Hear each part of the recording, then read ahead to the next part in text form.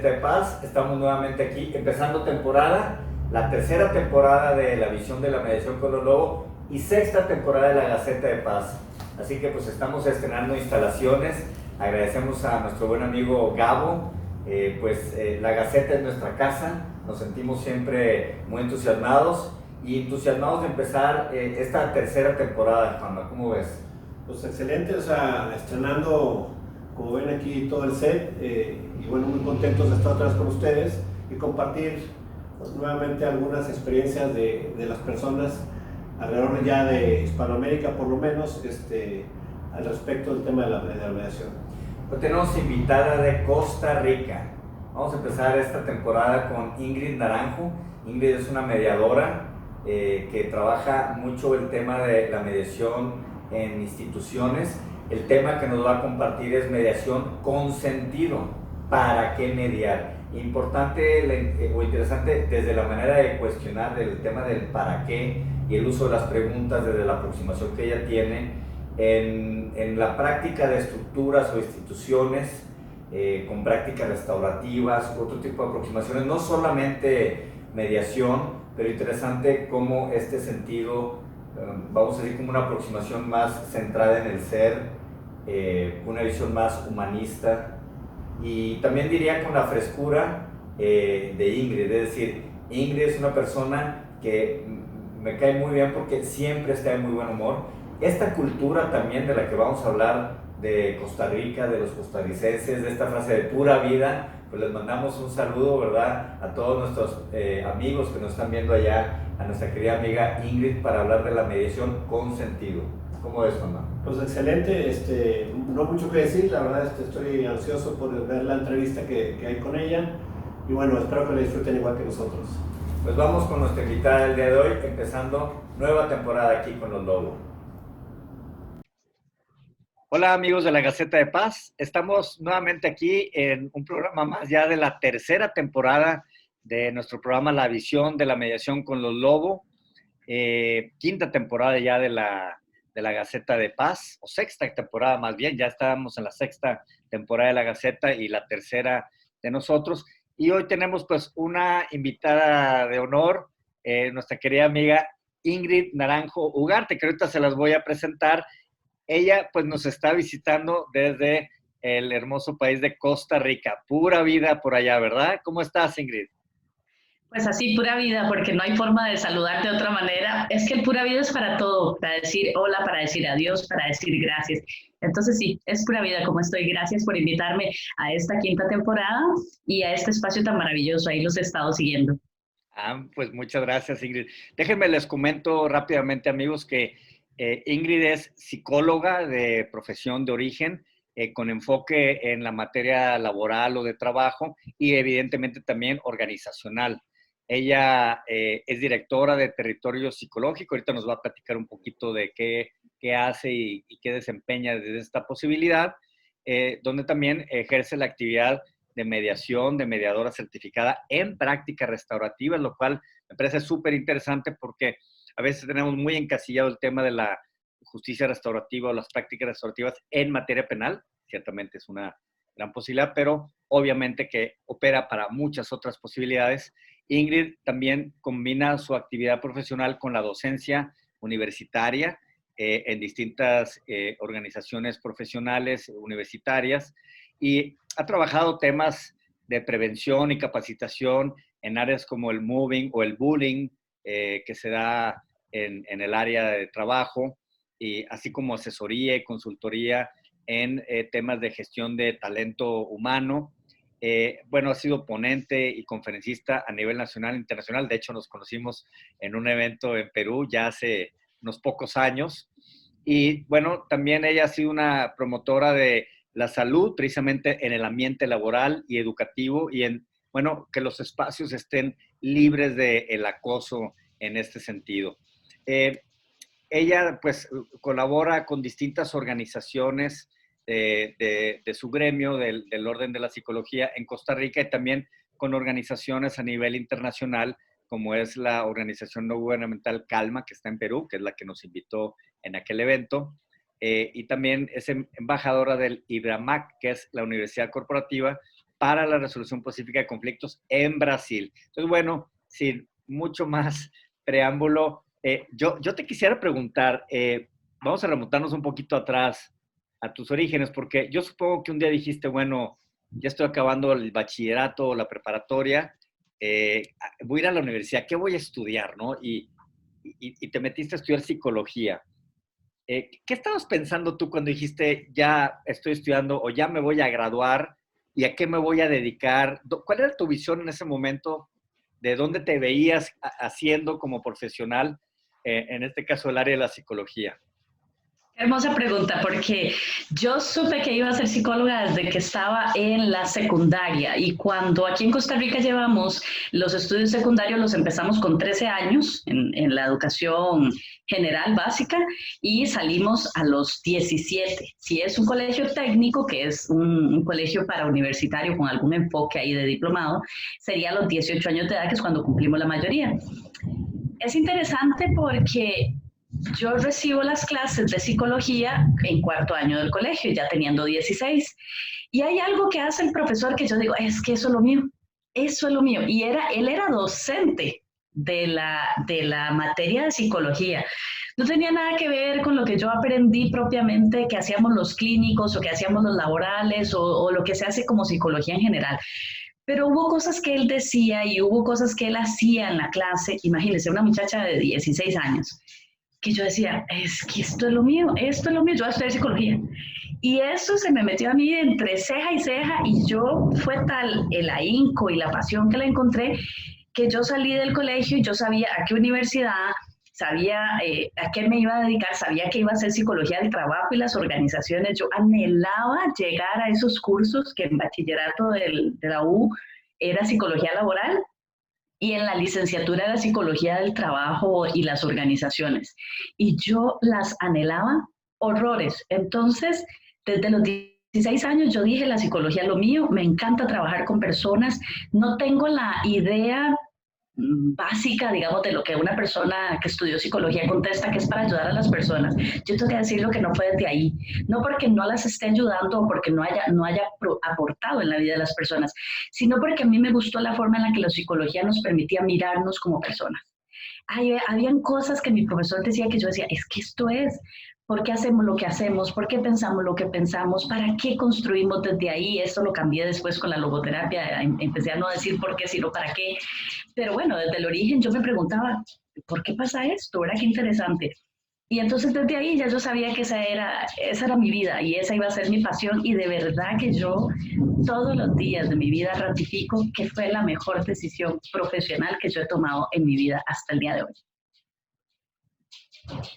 Qué interesante, fíjate, porque algunos de nuestros invitados dicen, no, yo venía de una época, también hemos tenido invitados que les tocó la época de entrar a la universidad en una época de mucha convulsión, quienes lo hicieron en los 60s o en los 70s y los movimientos estudiantiles. Entonces, a veces también tiene que ver un poco con otros factores, a veces externos de la época del momento, pero aún así, normalmente todos reportan, esa edad yo estaba muy perdido, tenía la cabeza en otra cosa, y luego giraron a otras cosas, o no, y me llama la atención como la claridad con la que describes desde muy temprana edad, lo cual a veces no es como muy común, entonces me parece interesante resaltarlo. Y bueno, finalmente tú te gradúas y dices, ya, sí, psicología, organizaciones, en lo laboral. Entonces me imagino que empezaste tu trabajo profesional como licenciada en psicología recién desempacada de la universidad, con todas estas inquietudes. ¿Y en qué punto o en qué momento se cruzan tus caminos de tu actividad de origen con el tema de la mediación, los medios alternos, las prácticas restaurativas? Cuéntanos un poquito en qué tan temprano, qué tan tarde, cuándo ocurrió y cómo ocurrió que se dio esto. Es lindísimo porque recordarlos es un poco para que después cuando me escuchen decir con frecuencia que la mediación, la cultura de paz y las prácticas restaurativas son un estilo de vida, es porque nos damos cuenta que no hay forma de ser coherentes si no lo practicamos. Cuando yo termino la universidad y anhelaba entrar a una empresa y a hacer asesoría y todo este tema, resulta que la vida tenía otras cosas preparadas para mí profesionalmente. Entonces, Lo primero que me llega a la puerta es una persona que me toca y me dice, ¿verdad que vos sos psicóloga? Y yo, sí, pero me acabo de graduar. Y me dice, es que necesito ayuda. Y yo, no, porque yo no quiero hacer clínica, yo no quiero atender pacientes.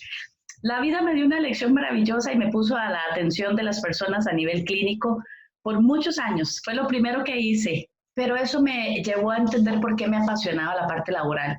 Porque las personas que llegaban a mí eran personas que trabajaban y su vida tenía muchas situaciones que necesitaban ser observadas y que ellos necesitaban poner en perspectiva porque su vida laboral en muchas ocasiones era las que les generaba el mayor obstáculo. No podían estar felices en casa porque vivían cosas en el trabajo. Las condiciones laborales no les permitían tener un estilo de vida por el que estaban luchando. Tenían problemas con los hijos y con las hijas porque tal vez eran personas que dedicaban muchísimo tiempo al trabajo y no tenían cómo hacer un vínculo y convivir con su familia. Me encontré con cosas como, por ejemplo, tener que ayudarle a una persona a reinsertarse a su casa una vez que se jubiló. Y los dos nos preguntamos, o sea, ¿cómo es que vamos a usar la palabra reinsertarse a su hogar? Porque era un extraño en su casa, era una persona que nadie sabía que existía más que como papá proveedor, por ejemplo, porque vivía para el trabajo y sus hijos habían crecido, su esposa había hecho una vida y cuando se jubila no tiene vida para hacerla con sus hijos ni para hacerla con su pareja, no tiene un proyecto de vida después de la vida laboral. Ese tipo de cosas a mí me llevaron por mucho tiempo por la clínica. Me permitió entrar a una institución que es el ente que regula aquí el tema de los riesgos psicosociales, los B, ¿verdad? Tenemos dos tipos de seguros, el seguro social, es como el IMSS de ustedes, y tenemos el que ve los riesgos del trabajo. Pues resulta que en esa situación yo termino entrando a esa institución con uno de mis profesores de la maestría y ahí me doy cuenta que efectivamente esas cosas que yo vivía en la clínica las atendía un ente regulador en materia de temas de trabajo y que tenían un nombre y que se daban de cierta manera. Ahí me encontré con el acoso laboral o el mobbing, que ya lo conocía, pero resulta que no se veía como un tema que tenía que ver con el trabajo, con una enfermedad laboral o como un riesgo psicosocial. Y entonces yo termino mi trabajo ahí, después de pasar por neuropsicología, atención de traumas, de accidentes de personas que tenían un trauma de cráneo y todo este tipo de cosas, y los riesgos laborales de trabajar.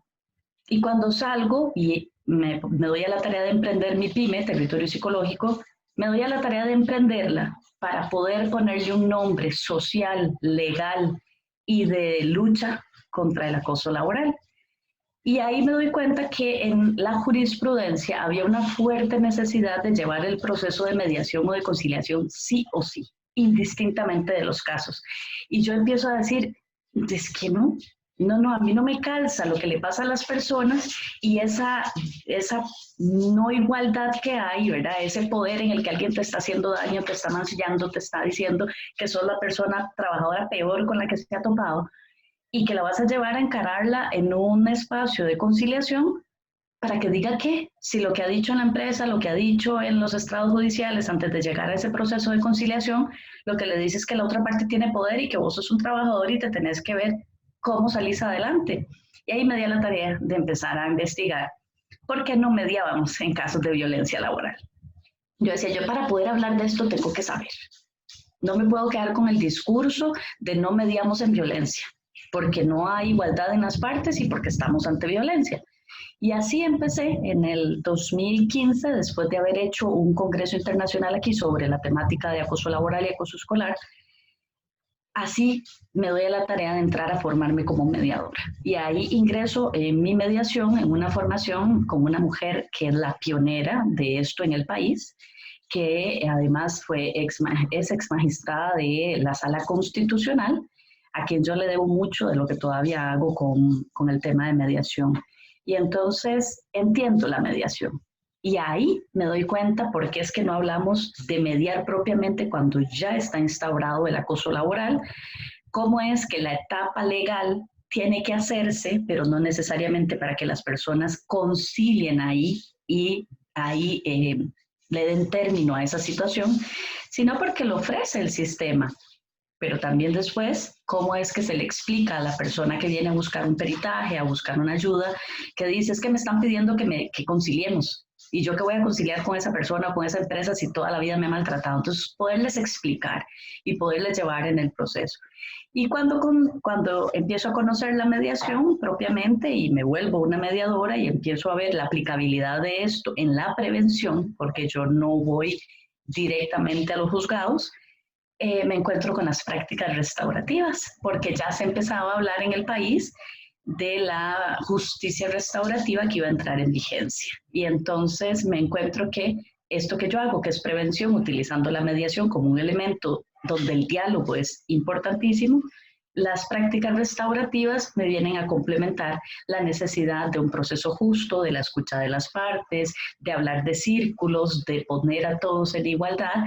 Y ahí empecé la vida que ya traía, no sabía que lo hacía, no sabía que me gustaba el tema de la mediación, no sabía que era una practicante de la cultura de paz y de la práctica restaurativa hasta que le puse nombre. Y así llegué ahí. Fíjate qué interesante, porque mencionas varias cosas que me llaman la atención. Una es este tema de la vida, o sea, que busca la coherencia, dices. Y cómo uno puede tener una idea, pero la vida tiene preparado otra cosa para nosotros y pues nos da lecciones, ¿no? O nos da sorpresas la vida de alguna manera. Y me llama mucho la atención este tema en particular que tocas, porque el tema de la violencia en general, ¿verdad? Eh, a veces creo que se tiene mal entendido o un poco o mucho, incluso hasta como satanizado. Vamos a decir que es como un tema espinoso cuando hablamos de solución de conflictos. Y hay como una tendencia, al menos en México, a negar la posibilidad del diálogo, incluso a través de la política pública que dice, no, cuando hay violencia de género, cuando hay violencia en el trabajo, incluso en la reforma reciente a la Ley Federal del Trabajo en México, hay una contradicción donde una parte de la ley dice que en este tipo de casos, acoso, etcétera, no puede haber conciliación. Pero luego vuelvo a hablar del tema más adelante y dice, y entonces lo conciliarán. Entonces, hay como en la misma ley estas dos corrientes, estas dos tendencias. Yo en lo personal creo que sí cabe la posibilidad, no en todos los casos, y entonces lo que requiere es como a lo mejor un protocolo de evaluación que, por ejemplo, los que somos abogados de origen no sabemos qué rayos es un protocolo de este tipo de cosas. Y luego a lo mejor podemos hablar un poquito de este tema, ¿no? Que hay abogados y hay psicólogos en la mediación, y esto también genera ciertas chispas, ¿no? Pero eso lo dejamos para un poco más adelante. Este tema de atender violencia, y vámonos al área laboral, ya no me voy a meter a mediación de género, mediación familiar o de pareja, etc., porque pero hay esta tendencia, al menos en México, a hacerlo como un tema tabú y decir, no, no, no, no, no. En eso no cabe el diálogo y es todo el castigo, todo el peso de la ley, el tema de la justicia retributiva en vez de la restaurativa, que es como un concepto de justicia que ya se está quedando atrás, incluso en el derecho penal mismo, y todavía como esas reticencias del pasado. Incluso te digo, la reforma es del 2019, del 1 de mayo, aquí en México, la Ley Federal del Trabajo.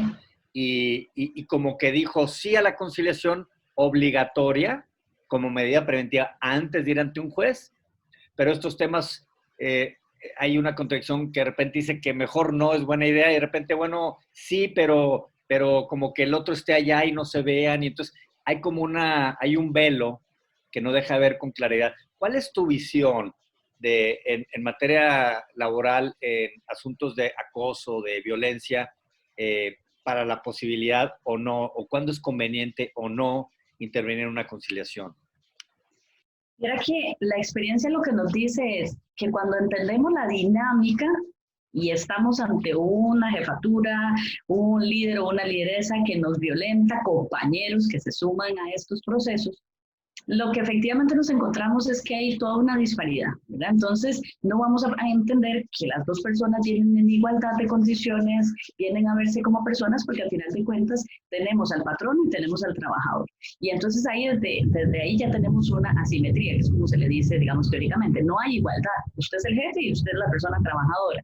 Y si a eso le sumamos que hay toda una orquesta en la que me han venido haciendo daño continuamente, diciéndome que yo soy la mala persona, me han estigmatizado en la organización y nadie quiere venir a apoyarme, no tengo compañeros y compañeras que vengan a decir que lo que usted me hace es cierto, entonces es muy difícil.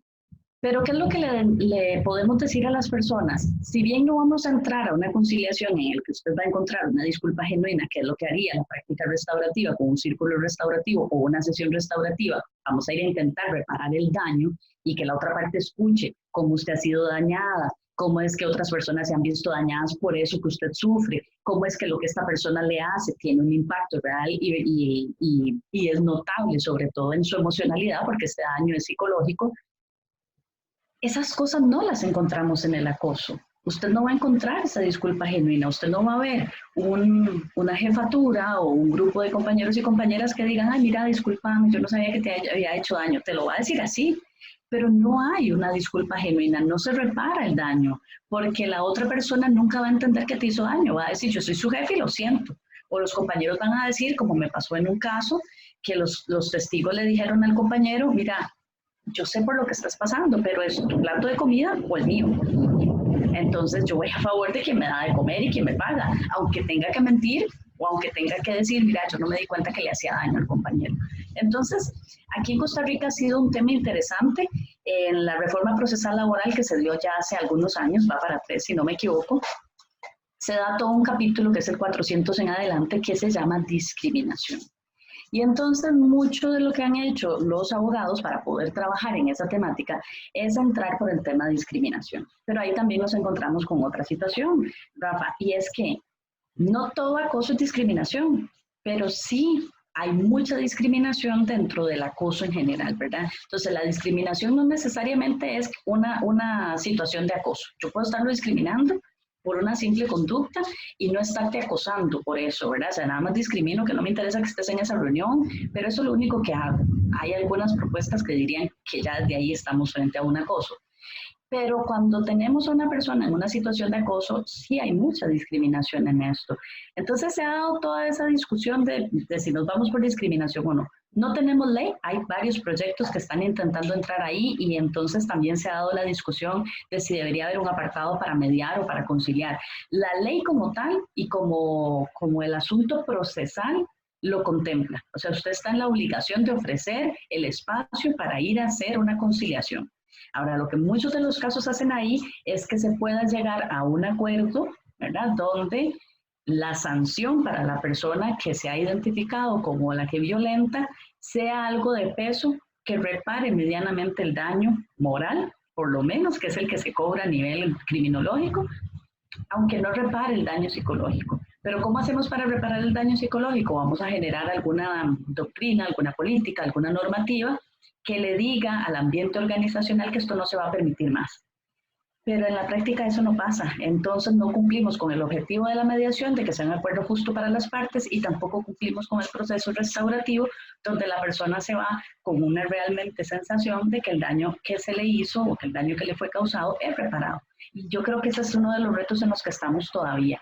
Nosotros no tenemos normativa legal contra el acoso laboral o móvil, sin embargo el año pasado publicamos, ese fue un trabajo en el que yo participé, publicamos norma técnica, para que entonces exista una forma en la que las organizaciones públicas y privadas puedan llevar la revisión de este riesgo psicosocial.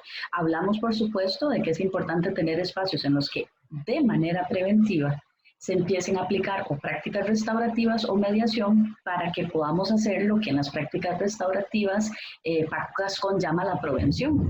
La prevención es que le eduquemos a la gente para que entienda que el diálogo es la medida para no llegar a las situaciones conflictivas, que se van a dar siempre, pero que cuando usted aprende a dialogar y a poner en la mesa las situaciones en las que usted no está de acuerdo con el otro, no es que evitamos el conflicto, evitamos ir a la violencia, que esa sería una de las partes de la prevención a la que nosotros deberíamos apuntar como cultura de paz. ¿Para qué se va a esperar a que esto se detone en una situación de mucho tiempo y se vuelva violencia si usted puede prevenirlo enseñándole a su gente a usar el diálogo, las prácticas restaurativas, las declaraciones afectivas, la corrección, el alto control y el alto apoyo de la ventana de disciplina para decirle a la gente dónde quiere que hagan las cosas, cómo quiere que las hagan y que efectivamente va a haber una repercusión no necesariamente positiva si usted no va en acuerdo con eso que se espera.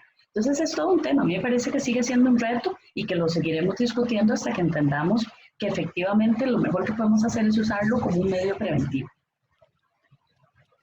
Pero, por ejemplo, ¿tú qué dirías? Porque hay grupos que dicen o que defienden temas de género, en contra de la violencia, el acoso, y que a veces son, no quiero generalizar, pero algunos un poquito radicales, van más sobre, pues sí, como la venganza, como el pago, como el castigo, y también es válido que dicen, bueno, y que no se convierta estos encuentros en una posibilidad de seguir revictimizando, por ejemplo, a alguna de las partes. Entonces, ¿cuáles serían como 2, 3 recomendaciones? Decir, ojo, ¿verdad? O luces rojas aquí, o condiciones que deben de existir para que se pueda dar. Por eso yo hablaba de protocolos o cosas a través de una evaluación, supongo, pues del caso y de las partes para ver si se encuentran en posibilidades físicas, emocionales, etcétera, puedan. Pero tú eres la experta. ¿Tú qué me dirías como para convencerme si yo fuera así representante de un grupo así súper radical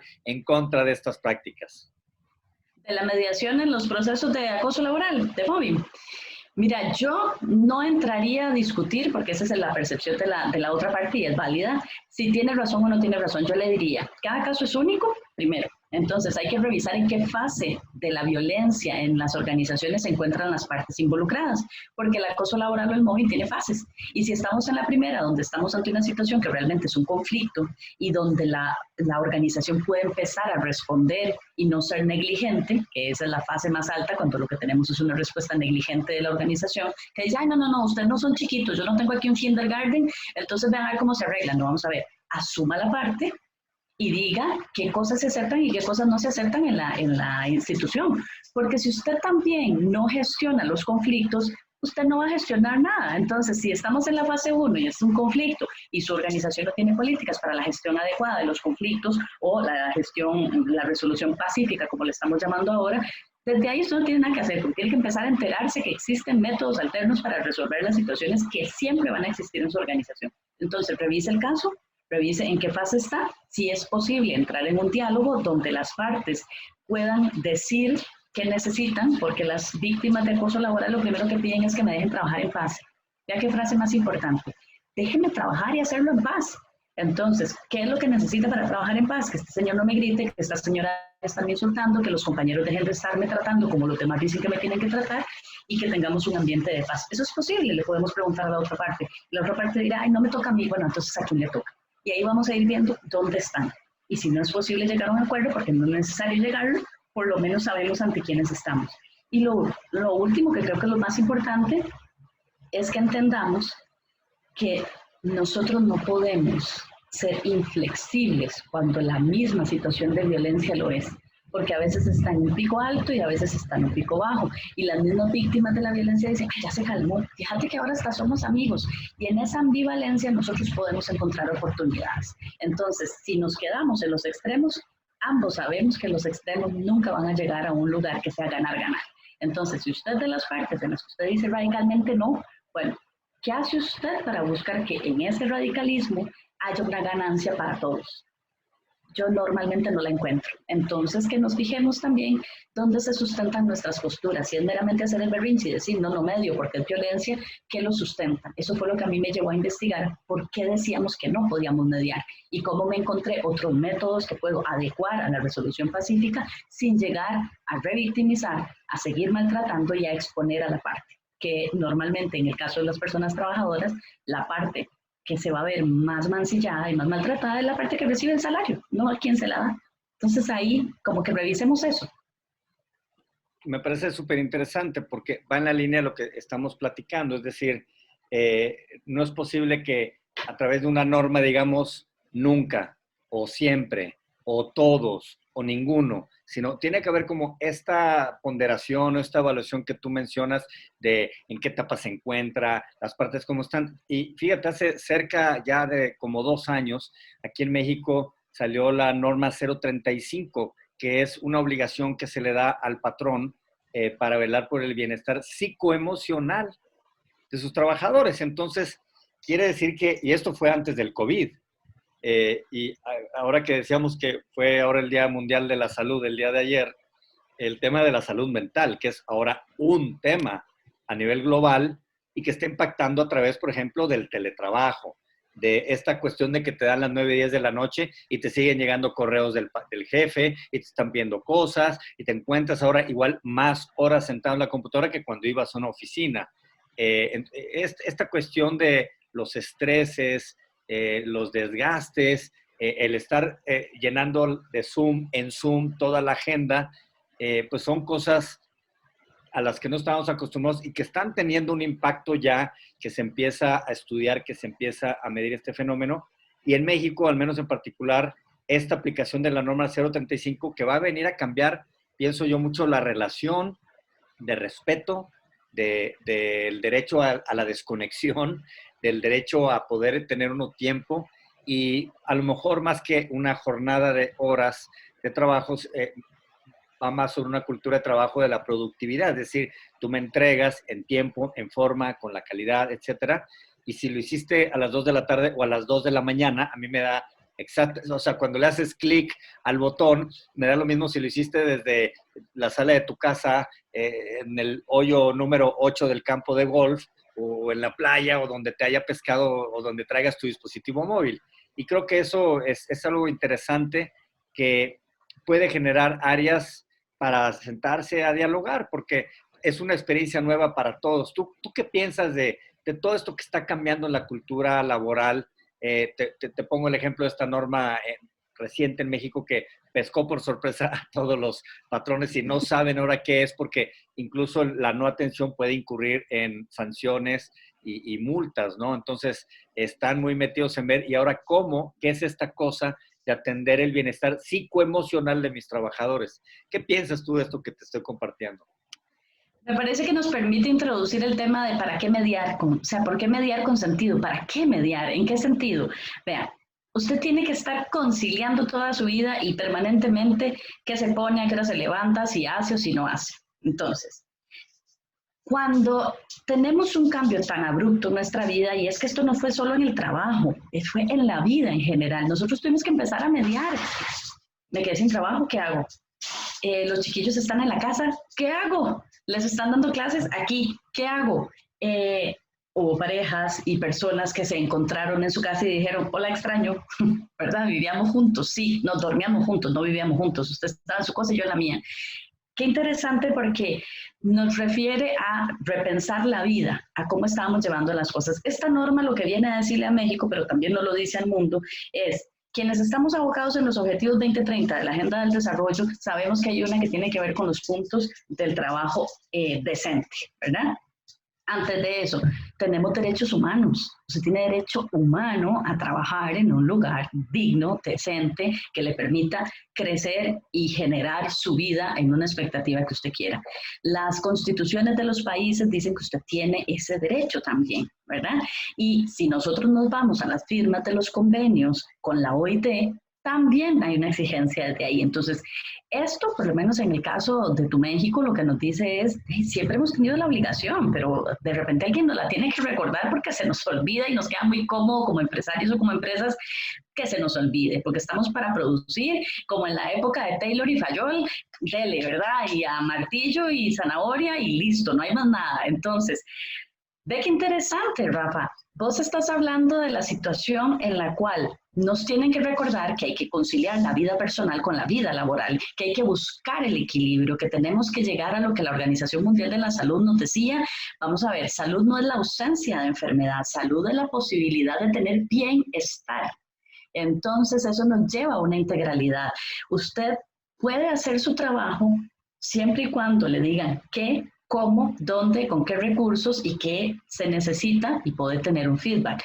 El tema es que la pandemia, como nos revolvió la vida, también revolvió la vida laboral y nos mandó para la casa y no sabíamos cómo hacerlo ni con qué recursos, tuvimos que inventárnosla, jugárnosla. Todavía un año después las empresas están diciendo, seguí pagando vos tu internet, seguí pagando vos tu computadora, pero yo te voy a seguir exigiendo como si no hubiera un mañana. Eso es conciliable, eso necesita ser mediado, eso requiere que usted y yo dialoguemos continua y permanentemente en un proceso justo. ¿Estás de acuerdo?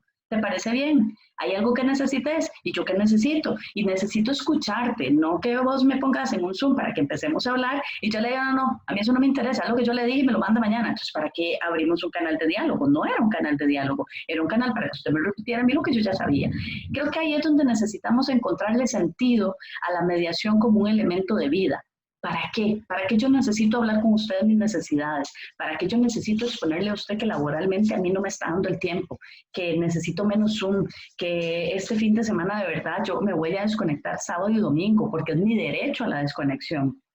Ahora decías también, ¿qué importa que esa persona trabajadora a las 2 de la mañana esté enviando el trabajo? Si es un tema de biorritmos, porque el biorritmo de la persona cambió al estar en la casa y se dio cuenta conciliatoriamente consigo mismo, porque la conciliación también es un trabajo personal, pues yo de verdad que desde la casa yo no me activo hasta después de las 10 de la noche. Entonces la verdad que yo voy a trabajar y la voy a, como decimos en Costa Rica, no sé si ustedes lo usan, yo la voy a palmar.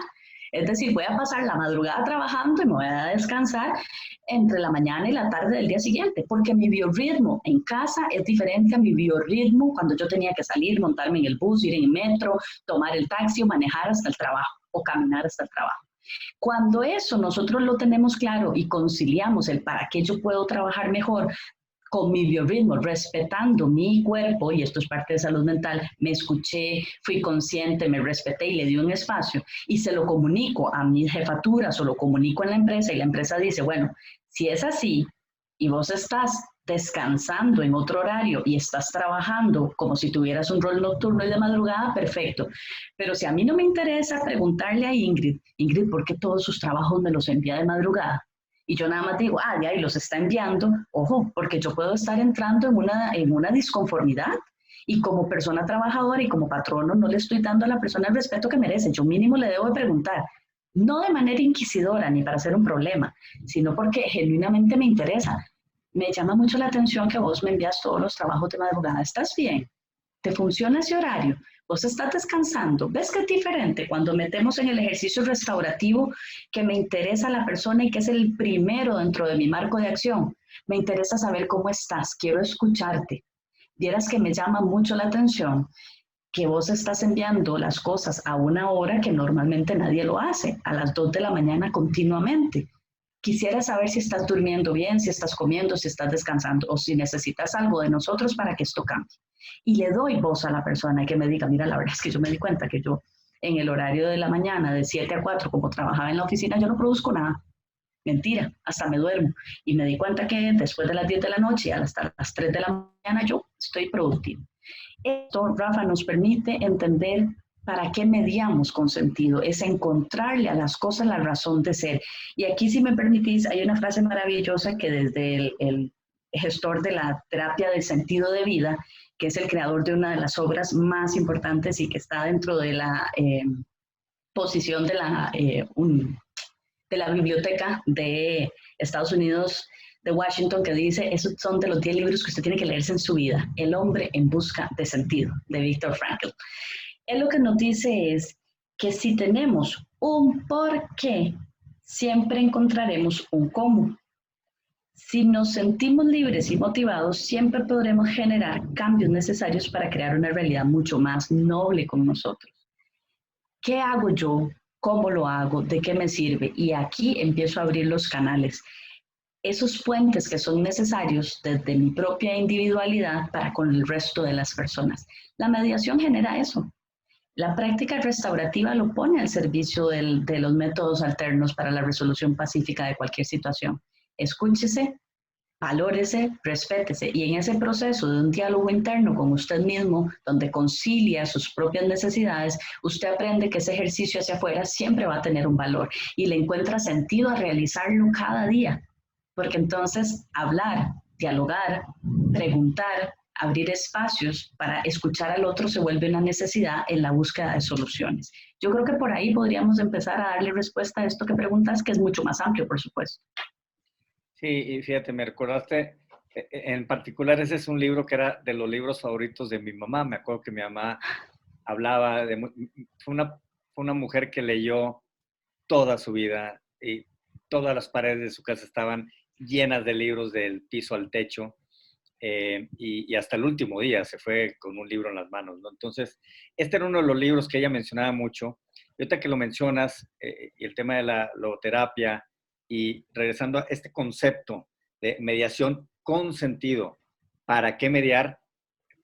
¿Cuál es el mensaje? O sea, ¿a dónde va esta propuesta? ¿Qué es mediación con sentido? Y claro, la pregunta, ¿verdad? De el para qué, en vez del por qué, o este juego de preguntas. ¿Para qué mediar? ¿Cómo encapsulas esto? ¿A dónde vas con este concepto? ¿O qué es lo que estás queriendo imprimir en el mundo de la mediación con sentido? Con sentido es la propuesta que hace Viktor Frankl cuando nos habla del sentido de vida, ¿verdad? ¿Para qué estamos en esta vida? Sus tres pilares o sus tres valores, el de creación, de experiencia y de actitud. Lo que usted le da al mundo, el mundo le da a usted. Lo que usted es posible de crear y vivir como una experiencia única y personal. Y además, lo más bonito, usted siempre tiene la posibilidad de que su actitud es la que determine la resolución de las cosas. Aquí, sobre el tema de actitud, hay un autor costarricense que tiene una frase preciosa y dice que la diferencia entre lo posible y lo imposible es el tamaño de su actitud. Bueno, Viktor Frankl nos habla de eso como un pilar dentro del propósito. Yo cuando empiezo a trabajar con la logoterapia aplicada a las empresas y me encuentro con el mundo de la mediación, me doy cuenta de que las personas llegan a los procesos sin ni siquiera saber para qué están ahí. Responden al por qué, porque me mandó la ley. El juzgado de la sala segunda me obligó. Tengo que venir a este espacio de conciliación o de mediación.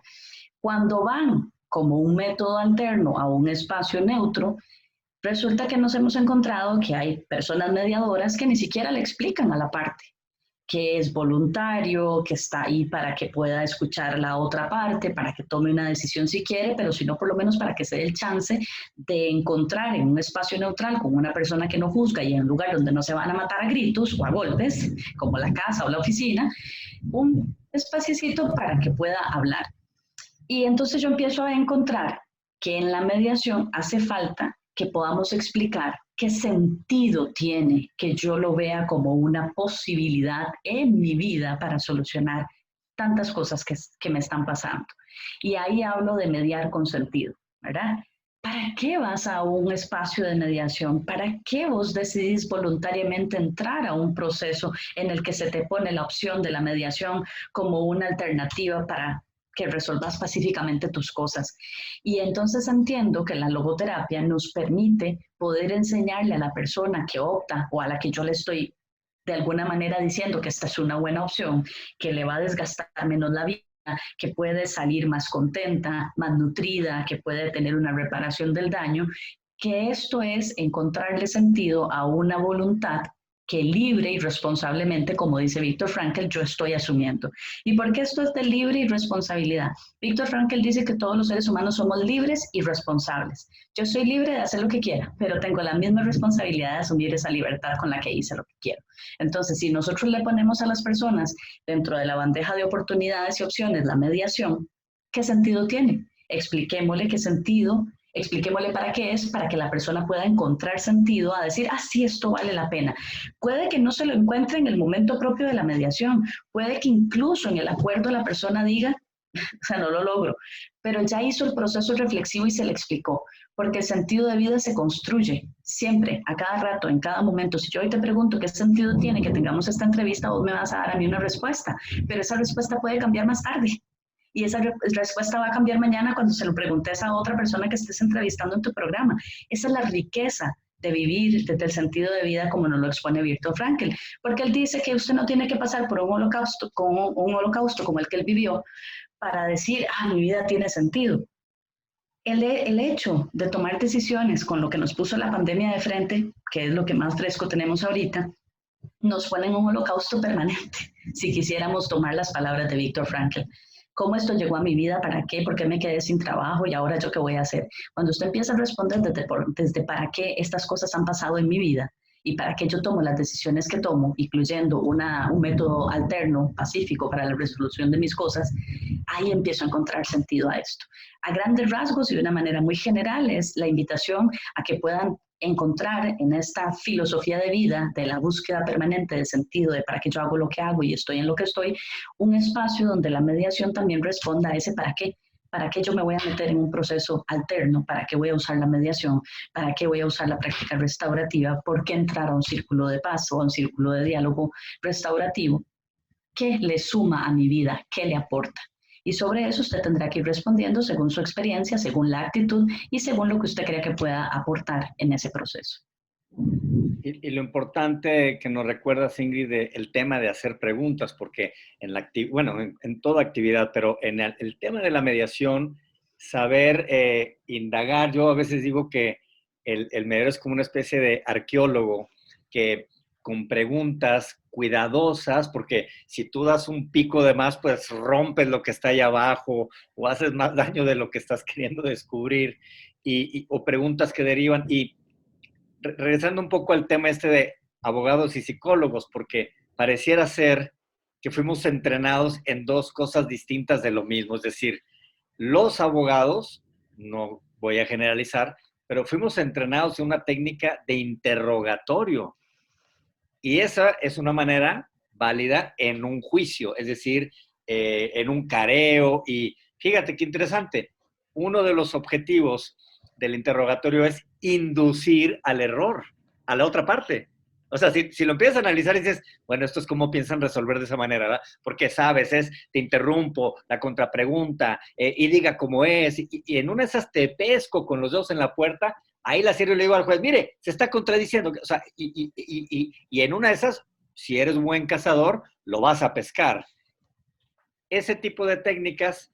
Y hablando un poco de abogados en mediación y psicólogos en mediación, de repente salen chispas, o de repente alguno se queja del otro, ¿no? Es que los psicólogos no entienden, estos son temas importantes de la ley, se van a generar derechos y obligaciones, y estos no saben nada de derecho. Y luego los psicólogos dicen, espérate, es que estas son personas, y mira, tienen emociones, y mira, si supieras cómo funciona el cerebro, porque funciona y funciona de esta manera, o sea, y esta forma de preguntar, y entonces, ¿cómo hay una línea que nos une, pienso yo, que ni son las preguntas de la terapia clásica, ni las preguntas tampoco de juzgado o de interrogatorio? ¿Tú qué piensas de este? Yo te escucho hablar de repente y me sospecho que has estado rodeada ya por muchos abogados, porque ya me hablas de la OIT y de tratados internacionales y de la ley fulana de tal. Y luego pasa eso que cuando uno se junta mucho con abogados, pues les empieza a cachar estas cosas que, bueno, también tienen su significado. Cuéntame tu experiencia, tú desde la visión de la psicología, porque creo que somos a lo mejor a veces más abogados en mediación que psicólogos, no lo sé, al menos en México, posiblemente porque estamos muy asociados a los tribunales, a la parte que cuando hay conflicto, mucha gente todavía piensa en el abogado como una opción para ir a resolver. ¿Tú qué piensas de este tema de abogados y psicólogos en mediación? ¿Amigos o enemigos o qué? Qué bonita pregunta, Rafa, porque esto es todo un tema, efectivamente. Ahora yo le voy a responder desde mi experiencia. Cuando yo entro a la mediación, yo era la única psicóloga. Todos eran abogados. Efectivamente, yo trabajo interdisciplinar y multidisciplinarmente con personas que ejercen el derecho laboral, porque ya les conté a qué me dedico. Entonces, ahí uno aprende la jerga, aprende la normativa, además que para poder trabajar en este tema tan específico de violencia laboral tenemos que saber sobre las leyes, porque estamos violentando un derecho humano y un derecho laboral. Entonces, cuando yo entro a la mediación y me encuentro que es el mundo de los y las abogadas, de los y las juezas que están aprendiendo a mediar, ¿verdad? Y que quieren llevar esto y después se meten en las prácticas restaurativas, y por allá me encuentro una jueza que usa pieza de diálogo y tal, y uno dice, no, vamos a ver, démosle un momentito a esto. Yo lo que sí tengo que agradecer es que mi maestra, de la que les hablé anteriormente, Rosita Abdelnour, ella, que es abogada, dice, lo que estamos haciendo aquí nos separa de la profesión que nos convoca como ejercicio profesional. Aquí estamos aprendiendo a mediar. Y medio como Ingrid, no como Ingrid, la profesional en psicología. Y eso a mí, o sea, de verdad que se me metió en el cerebro y empecé a entender la dinámica.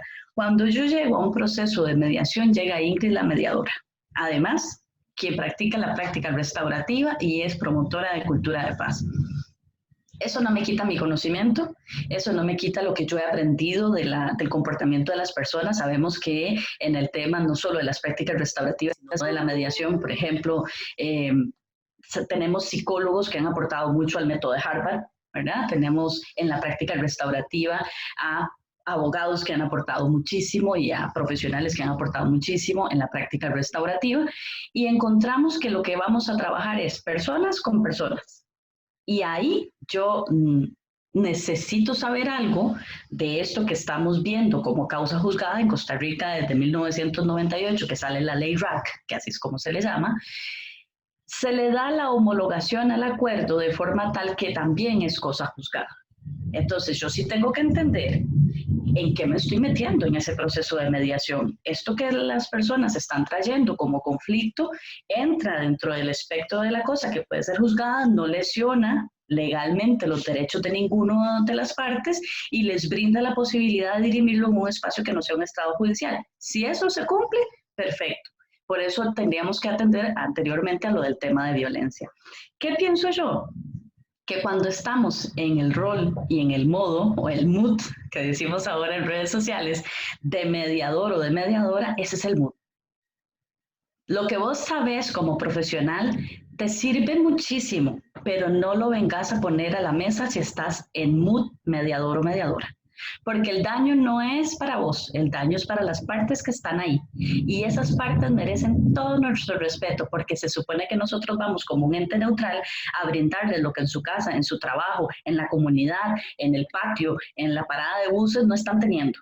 Que es una persona que les pueda decir, recordamos que no nos juzgamos, recordamos que no nos faltamos el respeto, recordamos que vos escuchás a la otra parte porque la otra parte te escuchó a vos, recordamos que hay algunas cosas en las que estamos llegando a puntos de encuentro, vos dijiste esto, y yo uso todas las técnicas que la mediación me permite para traer a las partes a que vuelvan a entender que yo no estoy aquí para decirles cómo resolverlos porque ese es su conflicto. Yo me voy a ir de aquí y voy a decir gracias a Dios que terminamos y que a esta gente le fue muy bien.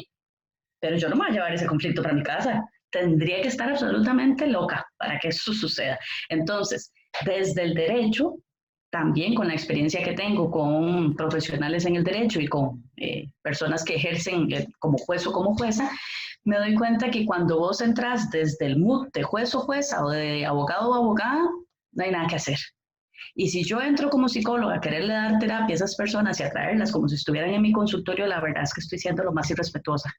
Entonces, creo que indistintamente de nuestras profesiones, pero hoy estamos debatiendo si el tema es psicólogo o es abogado, yo soy mediadora y si estoy ahí en un espacio para hacer de mediadora, tengo que ser absolutamente imparcial porque no les estoy dando terapia. Ahí, cuando yo me perciba, mi escucha activa, que lo que estoy haciendo, por ejemplo, en un reflejo o en un eco, es una acotación que sería terapéutica, debo hacer un alto y casi que a salirme, a hacerme un caucus conmigo misma y decir, hey, ¿qué le pasa? Usted no tiene aquí pacientes, usted tiene aquí personas que están ante un conflicto y su deber y su rol y su mood es escucharlos y buscar un espacio para que ellos también lo hagan y se den cuenta de que sí pueden llegar a algún acuerdo. O el acuerdo es, no estamos de acuerdo. Y creo que esa es parte de la clave, o sea, estoy totalmente de acuerdo que creo que hemos querido como indexar la actividad mediadora a otra actividad profesional. Y no es un tema de actividades profesionales, sino es un tema de personas, es un tema del ser.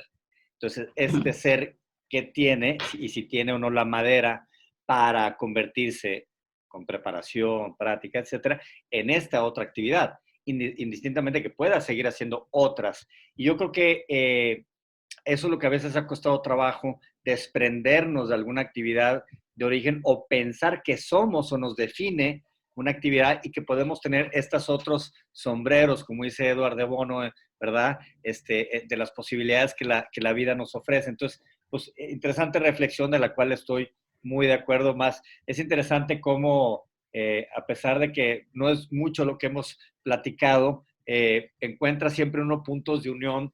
Y interesante conocer personas que en otro lado del mundo están pensando ahorita exactamente lo mismo y te están escuchando y dicen, ah, mira eso que dijo Ingrid, yo ya lo había pensado, pero nunca lo habíamos platicado. Entonces, qué padre que se están dando estos espacios. Y bueno, el tiempo se nos está viniendo encima, pero No me quiero ir Ahí antes. quisiera permitir, Sí. antes de que hagas ese cierre, quisiera decirte algo que me gustó mucho ahora que hiciste la reflexión. Vos dijiste, no es meterlo en un modo de profesión X, oye, yo creo que sí es meterlo en un modo de profesión, la profesión que requiere ejercer la mediación. Hemos Totalmente. estado, pero de verdad dándole duro, y yo te sigo a vos y sigo lo que hacen en Alianza y con estos espacios que tienen.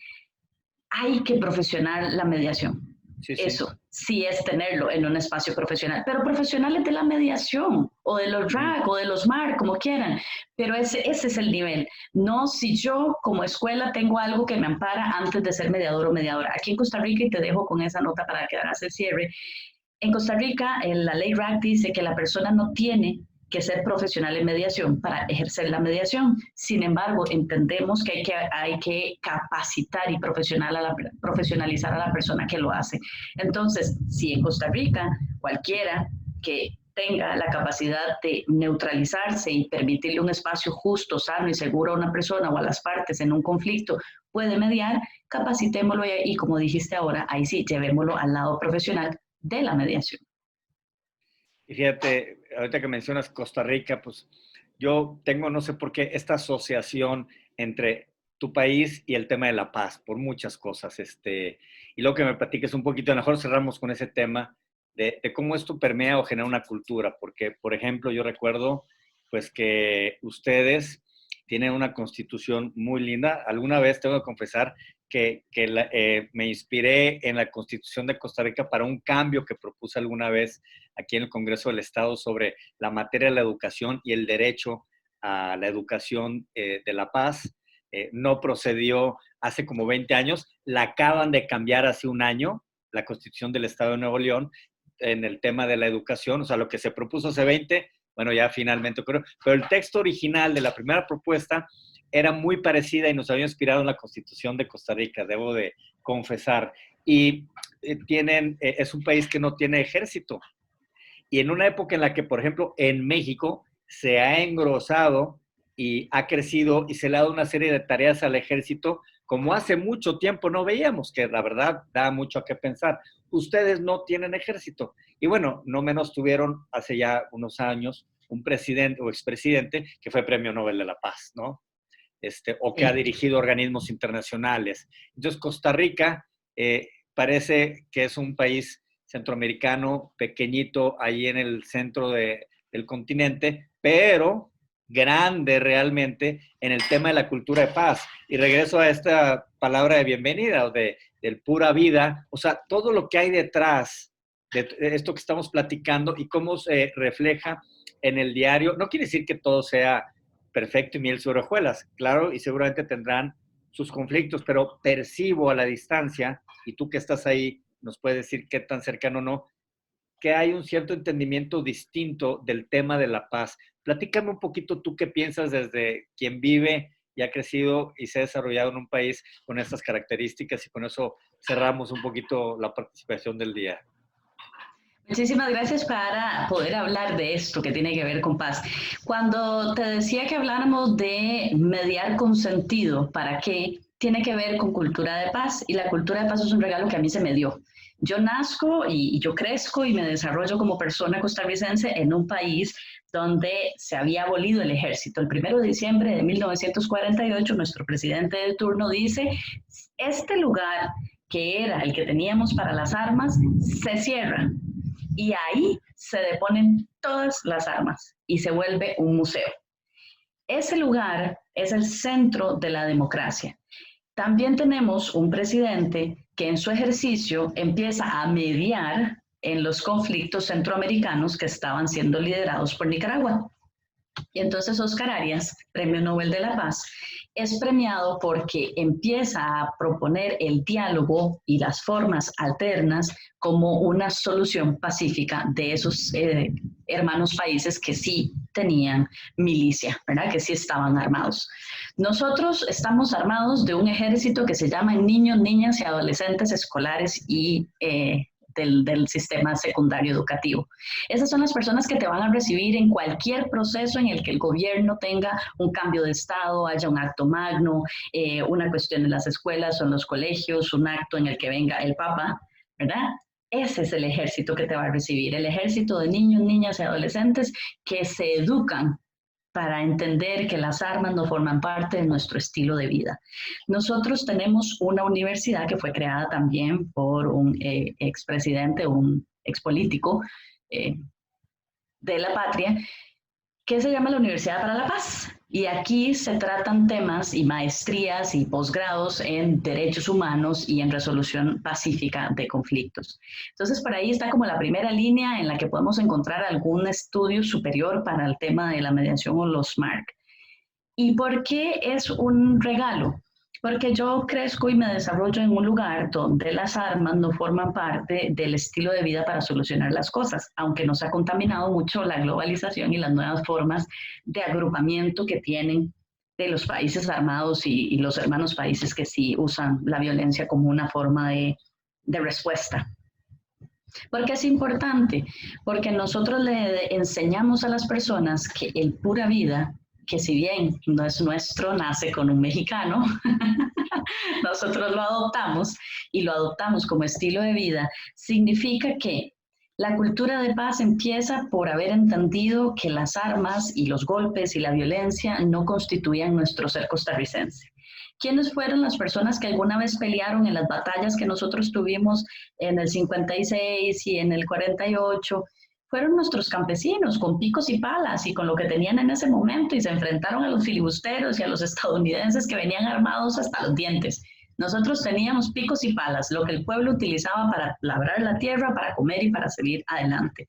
Y creo que esa ha sido la educación que nos ha premiado a nosotros de entender que si bien la modernidad y la globalización nos ha traído otras formas sobre las que tenemos que lidiar hoy día, como ser costarricense y como persona no criada en un sistema de violencia, usted le podrá preguntar a cualquiera que viaje a otro país y se encuentre con, a mí me pasó la primera vez que fui a México y vi los carrotes de la policía militar, y una vez me paró unos militares con unos amigos y a mí me temblaba todo, porque aquí lo más que usted ve es policía municipal y policía pública, fuerza pública, y no están armados así. Cuando vos ves una armota de esas en un lugar, vos decís, ¿qué es esto? A nosotros eso nos asusta. Para nosotros eso no es cotidiano, eso no está normalizado, eso no forma parte de nuestra vida. Entonces ahí creo que radica la diferencia entre cómo los costarricenses vivimos la cultura de paz con todo y los bemoles que tenemos como sociedad, a diferencia de los países donde las armas representan parte importante de su Producto Interno Bruto, del pago de sus cuestiones económicas y financieras, de las relaciones que se establecen, porque nosotros no las establecemos desde ahí. Para que nosotros aquí venga a puerto un barco grandote de Estados Unidos, de la Policía Naval o militar, se le tiene que pedir permiso a la Asamblea de legisladores, a los diputados y a las diputadas, porque eso no va con la cultura de paz que nosotros tenemos. Ese regalo es el que nosotros le damos al mundo. Sí se puede vivir en un país donde las armas no estén de primero. Sí se puede vivir en un país donde el diálogo sea el proceso democrático en el que lleguemos a una resolución pacífica de las situaciones que nos pasan. Como país, Costa Rica no está exento de una guerra, pero la guerra es entre personas. Cuando no nos permitimos dialogar, no encontramos el sentido de para qué hacerlo. Y esa sería como la visión general del Pura Vida. Wow, pues qué buen cierre. La verdad es que no podía dejar pasar que teníamos una invitada de lujo, pero aparte costarricense y toda esta cultura que engloba y que nos has compartido, que nos ha enriquecido y también que nos invita a reflexionar, es decir, que hemos normalizado muchas cosas y en todas partes, porque lo que hoy platicaste sobre los espacios de trabajo, las cuestiones de las organizaciones donde las personas trabajamos, pues también el tema de la cultura del diálogo, del vivir en paz, del respeto, de los derechos humanos, los derechos laborales, pues que el camino es este, ¿no? El camino es saber hacernos las preguntas, tomarnos el tiempo y la molestia de verificar qué es lo que está ocurriendo y que sí es posible.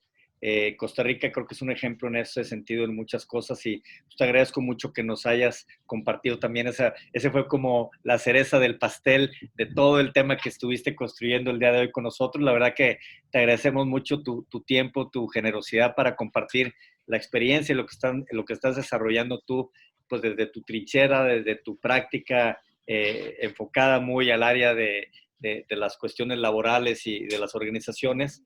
Y bueno, pues que con esto estamos dando entrada y pie fuerte a nuestra sexta temporada de la Gaceta de Paz y tercera temporada de nuestro programa La Visión de la Mediación con Lolo. Pues, amigos, ella es Ingrid Naranjo desde Costa Rica, pura vida.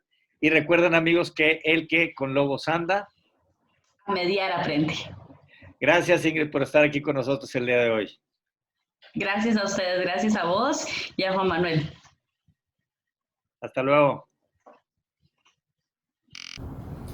Pues bien, amigos, estamos de regreso. Qué interesante los conceptos que nos comparte Ingrid, una mujer muy preparada, pero también que tiene mucha práctica. Otra vez, esta combinación que nos gusta buscar en los invitados que traemos al programa, que tengan esta dualidad o esta posibilidad. A veces hay quienes son mucha práctica, pero a lo mejor no tienen toda la preparación, o viceversa, mucho estudio, mucha lectura, pero a veces poca práctica. Entonces, cuando tenemos esta doble posibilidad, esta doble voz, es lo que buscamos normalmente en quien invitamos al programa, y definitivamente Ingrid es una persona que tiene esta combinación de estudio y práctica.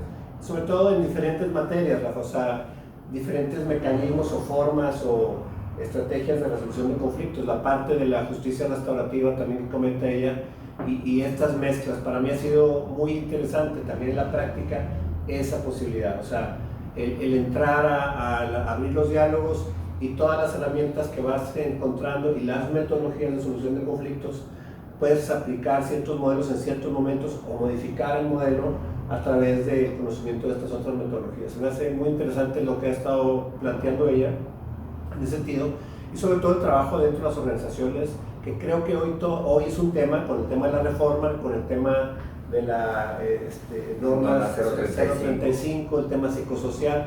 Se ha hablado muy poco de eso, y pienso que es importante porque sí pienso que de alguna manera las mismas empresas, hemos visto algunas conferencias o pláticas en las secretarías de trabajo donde se habla en la norma 035, pero no hay una estrategia concreta para decir con esto vamos a poder aportar en ese sentido. Y ahí se me hace muy interesante lo que la mediación y la justicia restaurativa puede ofrecer, la misma conciliación también, en esa parte más preventiva dentro de la organización. Y ella toca ese tema importante, un tema que siempre está como muy sordo. Ella habla que está hasta discriminado el tema del acoso sexual adentro de las organizaciones, por ejemplo, y que se revictimiza con mucha facilidad. Entonces hace más grande la brecha de que la mujer pueda, por ejemplo, o la persona que haya sufrido el acoso pueda abrirlo abiertamente con facilidad y saber que va a haber un proceso que la va a cachar, que no la va a señalar, o revictimizar, que eso es muy, muy común en muchos casos, que le va la posibilidad de resolver al nivel en que sea necesario, ¿no? Entonces esta parte me hace muy interesante. Yo creo que ahí hay mucho trabajo que hacer, amigos. Escríbanos, por favor, ahorita que están viendo el programa, ¿qué les despierta este tipo de actividades? Es decir, este es un área interesante de oportunidad en México actualmente. Hay una búsqueda de un tiempo para acá, de 1 o 2 años para acá, donde las empresas por ley están obligadas, y que no tengamos que esperar hasta que exista la queja, venga la autoridad, inspeccione, castigue, sancione, para entonces decir que tenemos un problema. Como dijiste muy bien, es la búsqueda de la prevención a través de mantener un clima laboral dentro de las organizaciones, es mantener un estado sano, más allá de la parte reactiva de cuando yo creo que, claro, definitivamente hay aproximaciones colaborativas en este sentido, pero ¿cómo podemos tener un tratamiento permanente de mantener un clima laboral como en este caso propone la norma 035? Creo que está diseñada más que para ser reactiva, para mantener de forma preventiva un clima, y ahí hay una gran área de oportunidad de desarrollar para quienes nos dedicamos a la administración de conflictos, ¿verdad? Como hizo uno de nuestros invitados que vamos a ver más adelante en esta temporada.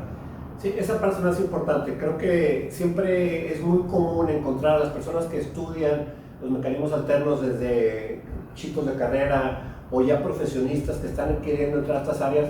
¿Cómo le hacen para encontrar un mercado? Bueno, aquí hay un área importantísima dentro de las organizaciones, aledaño, paralelo al recurso humano, a la parte jurídica.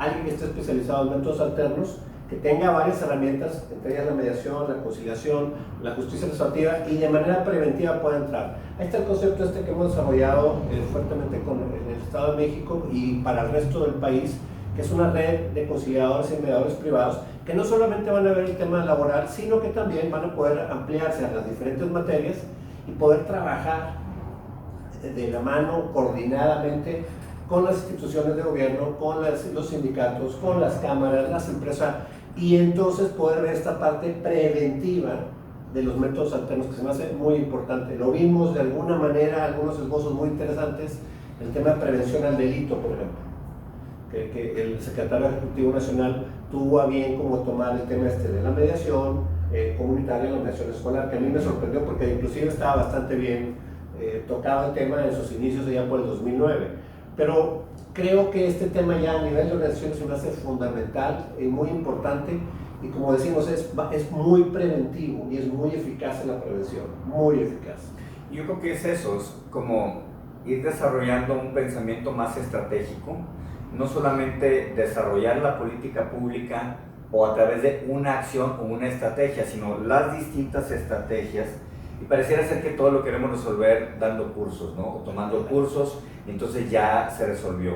Entonces, definitivamente es parte de una estrategia más grande, sí, claro, la capacitación que invita a la reflexión, que invita al desarrollo de habilidades. El cambio de conducta, exacto, el cambio de habilidades, ella lo aborda diciendo, y es algo que hemos platicado muchas veces, hacer vida, hacer forma de vida, aquello que vas aprendiendo. O sea, yo ahora lo veo con más claridad en función de toda la gente que hemos estado entrevistando, este tema de hacer forma, y es aprender, o sea, ¿por qué hemos estado tan dedicados a seguir educándonos, por ejemplo? A ir a ver diferentes talleres, conocer diferentes metodologías, leer libros, o sea, estar siempre como es un tema de actualización, o realmente, y ahorita me cae el 20, o realmente es para seguirnos desarrollando como personas. Porque es para mí, se le digo a los alumnos, ustedes van a querer hacer un parafraseo en la mediación, si no se lo hacen a sus hijos o al cajero del Oxxo, pues ¿cómo vas a aprender a hacer el parafraseo? O sea, y en ese momento tratar de traer todas las herramientas de tu curso, pues no te va a dar el cerebro, o vas a estar dedicado a eso y no vas a estar atento a lo que está pasando frente a ti con estos dos que están sentados en el conflicto. Y creo que finalmente es parte de como ciertos objetivos o logros que no están planeados de origen, es decir, te llaman estas organizaciones para resolver un conflicto en particular, ¿no? Es decir, me están bajando las ventas, fíjate que estamos teniendo problemas con el sindicato, etcétera, o de relación entre departamentos. Y lo que hemos encontrado, amigos, es que en la práctica o en la aproximación, sí de origen porque hay como un incendio que hay que ir a apagar, todo lo que luego eso, en ese desarrollo, en ese trabajo que hacen las personas, nos reportan. Y lo que no reportan es que esto les sirvió para su vida. O sea, sí, cuestiones evidentemente de la aplicación en su trabajo, pero donde primero las personas han puesto en práctica muchas de estas habilidades o competencias que van aprendiendo, es en su vida personal. Y eso es, creo, un aporte interesante desde la visión del patrón que quiere mejorar la condición de vida de su trabajador, y el trabajador que está mejor en la casa, que está mejor con sus vecinos, en su comunidad, etcétera, regresa en un estado distinto, y está comprobado que en términos de desempeño y de elevar la productividad te lo va a garantizar mejor un trabajador en el que le invertiste para mejorarle no solo el ambiente laboral, pero su calidad de vida. Me recuerda un poquito el tema de las cárceles, porque ahí tienes como la gente que sale a la convivencia cotidiana, a los trabajos que hacen dentro de prisión, y luego regresa al dormitorio. Y las anécdotas importantes de lo que sucede en el dormitorio, lo que sucedería en tu casa, en tu familia, saliendo del trabajo. Cuando tienen las herramientas pueden ayudar a resolver un asunto allá, que en el caso de los penales desafortunadamente puede llegar a un tema de la comisión de un delito importante como el asesinato, por ejemplo. Y qué importante que estas personas tengan la herramienta, tengan la posibilidad, y en el momento que sucede el contexto la puedan utilizar y resolver aquello rápidamente, y no, como dirías tú, pues ya llegó lesionado a la enfermería. Bueno, ahí el asunto de mediación puede ser, sí, pero pues qué mejor que lo resolvieron en el dormitorio cuando empezó a suscitarse aquel asunto y empezaba a violentarse y a haber ya algunas señales de violencia física, por ejemplo. Entonces, igual aquí, o sea, las empresas tienen aquí un área de oportunidad enorme, creo yo que este tema de hacer esta red nacional es importante en ese sentido. En el sentido de que vas a llegar a la casa de las personas a través de la educación y de lo que tú puedas dar adentro de las organizaciones. Y ahí hay una oportunidad enorme, tanto para las empresas, porque es un tema, ojo, es un tema de generación de utilidades, es un tema de productividad, no es un tema nada más de, bueno, qué padre, qué bonito, aquí vienen los 7 enanos con Blancanieves. No, o sea, es un tema de salir a hacer las cosas y resolverlas, o sea, realmente, y poder aportar desde el patrón, la empresa, o desde el sindicato, las cámaras, estos beneficios, estas posibilidades, pues a sus agremiados, ¿no? O sea, se me hace muy importante. Y cumplir con estos estándares que tienen de empresas socialmente responsables, que aportan a la comunidad, es decir, estoy aportando a un trabajador que va a salir y va a mejorar las condiciones de su entorno social, que el primero es la casa, pero luego irá al barrio, luego irá a la escuela de sus hijos. O sea, el impacto que va a tener no solo interno, pero el efecto hacia afuera también es importante, y las empresas hoy están o deben de estar más en ese canal si quieren seguir teniendo estos sellos de estándares de cumplimiento de empresas socialmente responsables. Pues esta es una buena oportunidad de generar un impacto positivo en ese Me recuerda otra vez otro asunto, un asunto de una empresa de origen sajón, europeo, donde podrías pensar que son muy fríos, muy dirigidos al resultado, no entienden mucho el tema emocional aparentemente, pero todas estas mezclas que se dan ahora, y llegan una jefa con 2 subordinadas a platicar porque habían bajado sus indicadores dentro de la empresa, y piensan, fíjate, el pensamiento lineal, matemático, estructurado, sajón, si tú quieres, de alguna manera frío, pues bueno, corre a y se acabó el asunto, ¿no? Y aquí la jefa dice, no, yo he escuchado algo por ahí, el tema de la mediación, y así vino a dar con nosotros.